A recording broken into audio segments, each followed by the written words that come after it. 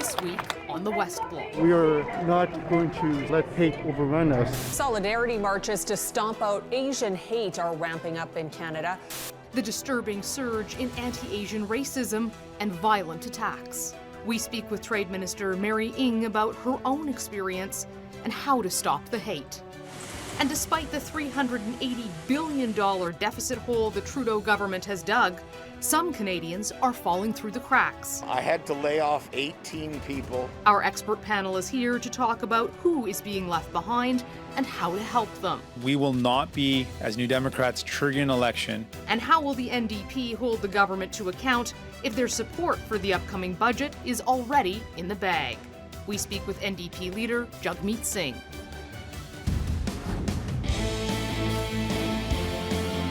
It's Sunday, April 4th. I'm Mercedes Stephenson, and this is the West Block.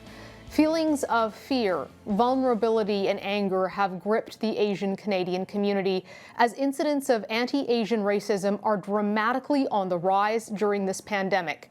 Hateful words and violence, images that have been shocking to watch. Elderly grandparents fighting off their attackers. 6 Asian American women shot and killed in Georgia.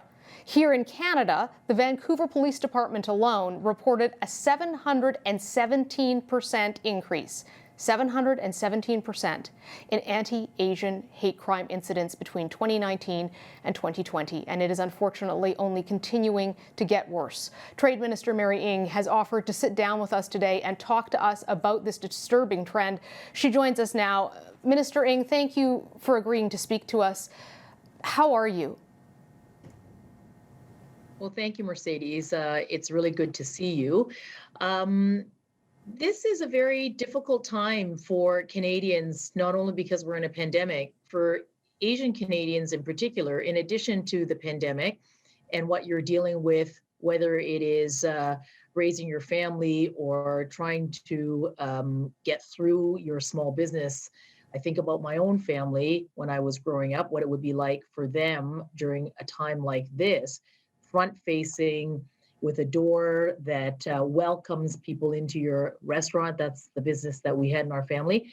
And then on top of that, having to deal with anti-racism, it's very difficult. And the stories that I hear are absolutely heartbreaking across the country. You know, I think one of the most heartbreaking things was just about a week ago when a very good friend of mine in Vancouver sent me a text that his 70-year-old mother sent to him. She was worried about going out for a walk and wanted to know where she might be able to buy pepper spray. This is Canada. How is that happening today? So I'm really pleased to be able to have an opportunity to talk to you and for you to have this conversation, because my message really is that we're going to need all Canadians standing together to fight racism of all of its forms, and certainly anti-racism, which is on an unacceptable rise in this country. I think it's so deeply sad and horrifying and wrong to think about being afraid to even go out for a walk, to see these incredible elders who have built our country now being attacked. There's a long history of anti-Asian racism in Canada, back to the railroad, back to the internment of Asian Canadians during the Second World War, some of whom were veterans of the First World War and had fought for this country. What are the inflammatory factors that we need to address that are making this so much worse right now? Well, I think that people are behaving out of fear, and for a very long time, as you said, racism has existed. The community writ large, I think, just hasn't been particularly vocal about it. And I think today, the effort of trying to protect your neighbor, protect your friends, protect your family, stand up for your elderly parent or auntie or uncle is what everyone is feeling compelled to do. I have been working on this for a year now, since COVID-19 came to our shores. And we began to see the rise of anti-Asian racism almost immediately, whether it is people not wanting to go to businesses or stores that are owned by Asian Canadians and or hurling insults, and even worse, perpetrating any type of violence. So in these conversations I've been having and bringing communities together over this past year, communities are saying, help us, be allies with us, and let's fight this together. And that's exactly what I've been doing. As recent as last week in the prairies and in the West Coast, I convened community leaders, business leaders, allies, but also members, leadership of law enforcement.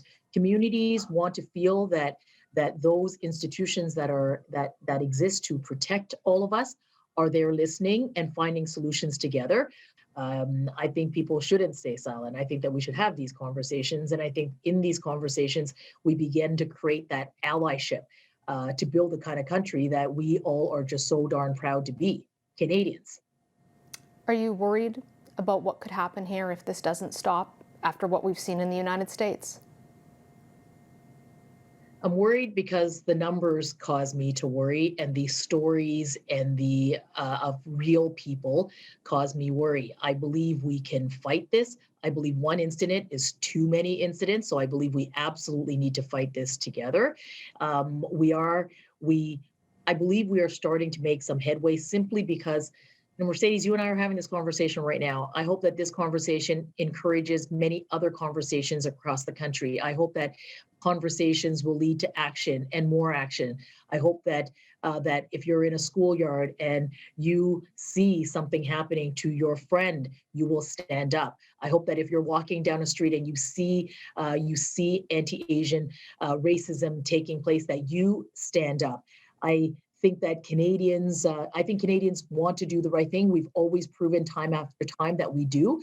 And I would say on behalf of, for me personally and for everyone who is East Asian, I mean, the community that I've been bringing together, we've all been bringing together, is a very, very strong collection of people from many communities in the East Asian community. You could be Chinese, you could be Japanese, you could be Korean, you could be Filipino, you could be Vietnamese, just the range of just wonderful communities across the country. But we're going to need our allies. We need to stand up against racism, period, full stop. I just want to ask you quickly as well about the budget coming up. A lot of small businesses are very, very worried. You're the minister in charge of small business. We're going into lockdowns here in Ontario and in other parts of the country. Many, many small businesses will not survive this. Is your government willing to give small businesses a deferral on their taxes or more programs to help keep them alive? I know you've done a lot of money, you've spent a lot of money, but still there are a significant number of businesses that just won't survive. We've been at this from day one. And for me, as the minister responsible for small businesses, I would say nothing is off the table. Our job has always been to support Canadians to get through this pandemic, and certainly small businesses, because they are so many businesses, 99% of all businesses across the country. So the emergency supports that are there continue to keep people on payroll, to pay for fixed costs, to make sure they have that working capital to get them through this period. We continue to work on this, and we continue to look at how we can keep doing this. Our view really is that helping our businesses get through this pandemic will mean that we're creating the right foundation. So in that recovery, they're stronger in this recovery because they've been able to get through this pandemic. So that work doesn't stop. In fact, this week I'm just wrapping up a virtual trade mission of France, 300 companies that are there, the most diverse companies, women entrepreneurs, young entrepreneurs, Indigenous entrepreneurs. I've not let COVID-19 stop us from helping our Canadian businesses pursue opportunities abroad, because I have the international trade file too. So really working it on both ends, supporting businesses so they can get through this, but also continuing that work to pursue opportunities in those markets. So I'm literally doing that as we speak as well. One last question for you, Minister. Were you aware as a cabinet minister of the allegations against General Vance in 2018 or at any time since then before it broke in the media? I learned about it when it broke in the media, and as Minister Sajjan has said on this, this is an issue that we take very, very seriously. There is no room at all for people to feel unsafe, and we want to encourage and make sure that the system enables anyone who wishes to raise a complaint of any sort is able to do that. So to answer your question, no, I didn't know. I learned it when it was reported publicly. Minister Ng, thank you very much for your time today. Thank you so much, Mercedes, and thank you for covering this very important topic as well. Media has a role, and you're doing that, so thank you. Up next, COVID-19 fallout, economic equality, and the gaps exposed by the pandemic. Who is being left behind?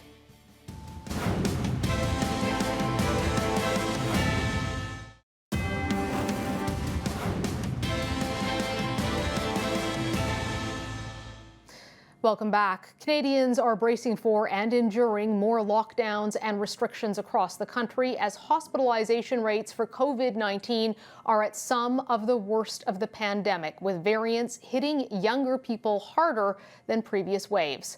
That has many Canadians fearing not only for their health, but for their jobs and their businesses, which may not survive another lockdown.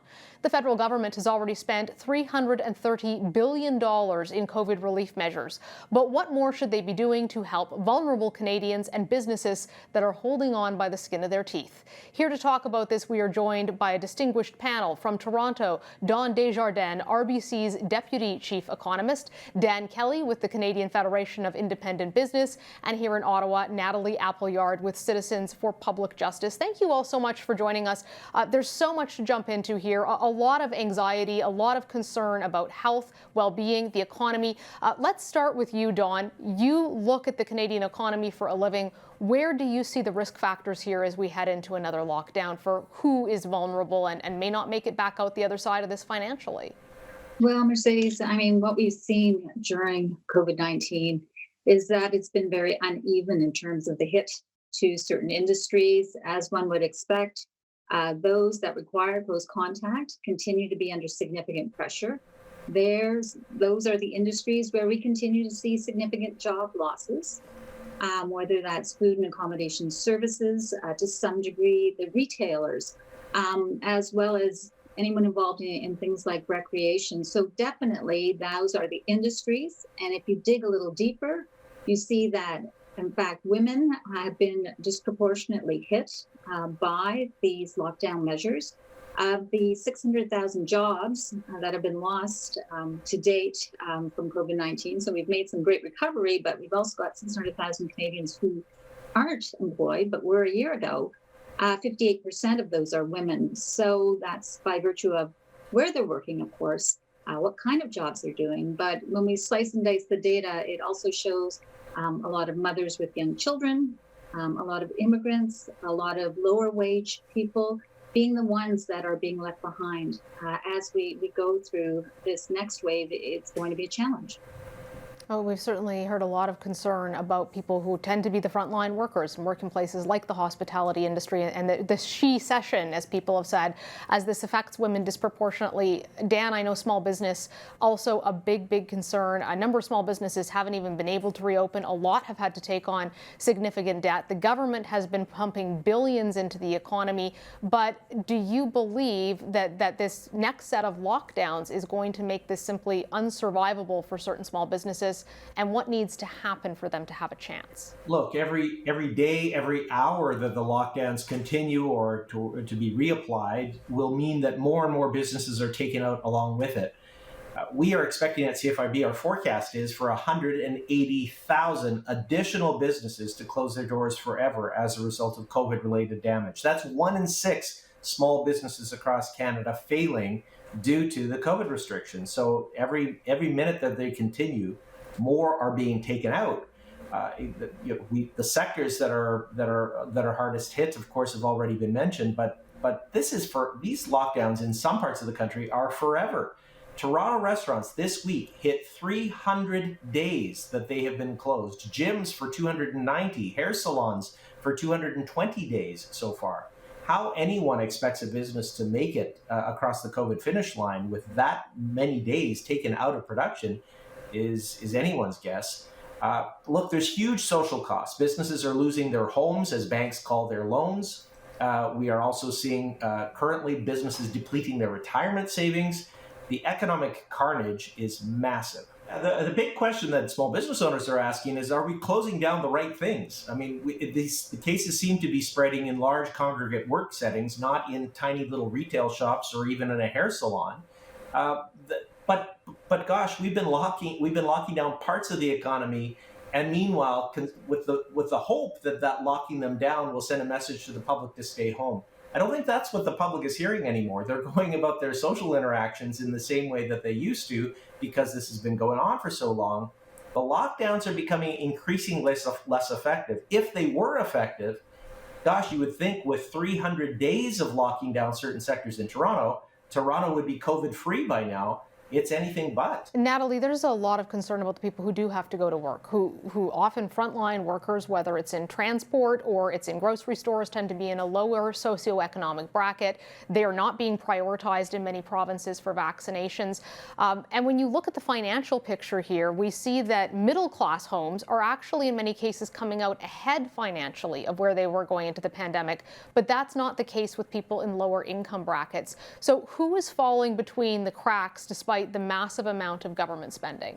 Well, I would say it's the same people who have always been falling through the cracks. And that's part of the problem, is that what we're seeing in this pandemic is not really anything new. It's an exacerbation of existing inequities and existing gaps in our systems.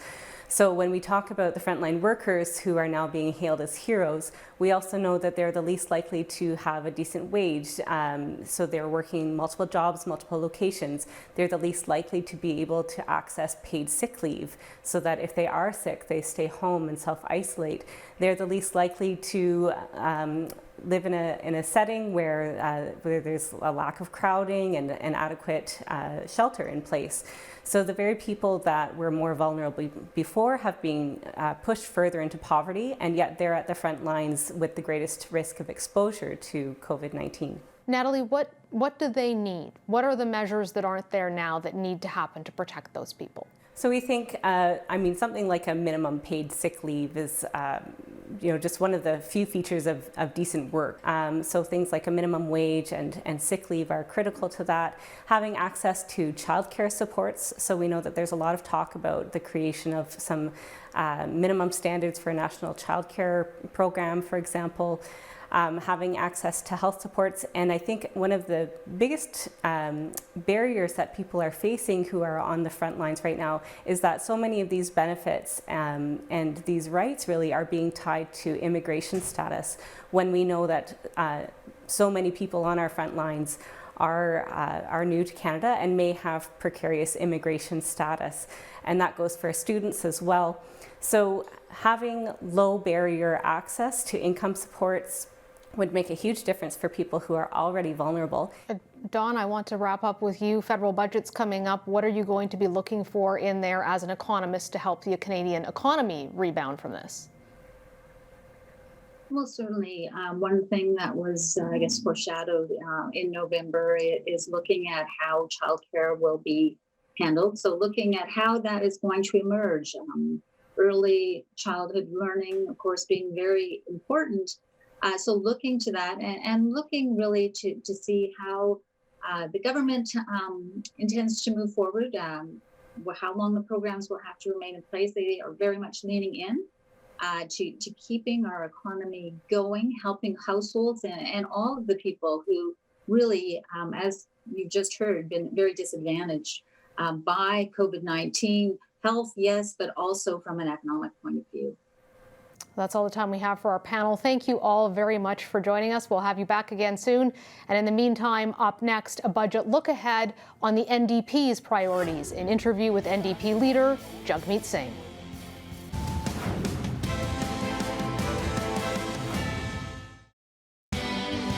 You're watching the West Block on Global. Welcome back. The much anticipated federal budget is just a couple of weeks away. In this minority parliament, the government needs opposition party support. So, where does the NDP stand as COVID-19 cases are on the rise and Canada continues to lag behind getting vaccines into arms? On top of all that, the deficit is skyrocketing to unprecedented highs. Joining me now to discuss this is NDP leader Jagmeet Singh. A lot of people are wondering what you're going to do on the budget. You've indicated that you don't want a spring election. Are you concerned by signaling that to the Liberal government that you're not going to be able to hold them accountable because you've basically given them carte blanche on the budget now? Well, we know that the Liberal government wants an election. Justin Trudeau has made it very clear on a number of occasions. So really, if they want an election, they'll have one. We are going to continue to be available to pass legislation needed to help people. We were able to do that throughout this pandemic. We were able to use our position and our leverage to get more help to more people. I know that you've championed a lot of the programs that the Liberal government has brought in. You've talked about everything from sick leave to pharmacare to childcare. But it seems like the Liberals just kind of absorb these ideas that you provide, and they're getting the support. I mean, they're almost doubling your numbers in the polls. The Prime Minister himself has said this is an election year. Why is it that you're not able to translate these ideas into voter support and votes? And does it mean that as the NDP, you've just kind of accepted being the third party and never the government?